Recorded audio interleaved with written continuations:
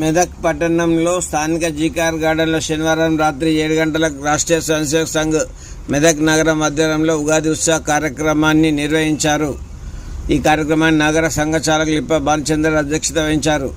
ప్రాంత సహ ప్రముఖ్ బలపత్రిక గణేష్ వక్తగా మాట్లాడుతూ పంచ పరివర్తనని అమలు చేయాలన్నారు. ఒకటోది సామాజిక సమరత ఉంచాలన్నారు. రెండవది స్వదేశీ, మూడవది పర్యావరణం కోసం చెట్లను నాటాలన్నారు. నాలుగవది నాగరిక శిష్టాచార పౌర విధులను ఖచ్చితంగా పాటించాలన్నారు. ఐదవది కుటుంబ ప్రబోధన్. ఈ సంవత్సరం అంతా 5 విషయాలను సమాజంలో తీసుకెళ్లి సమాజ పరివర్తన కోసం రాష్ట్రీయ స్వయం సేవకు పనిచేస్తుందని ఆయన తెలిపారు. ఈ కార్యక్రమంలో ముఖ్య అతిథిగా కోదండ రామాలయం ప్రధాన పూజారి శ్రీభాష్య మధుసూదనాచార్యులు పాల్గొన్నారు. అనంతరం ఉగాది పచ్చడి వితరణ చేశారు.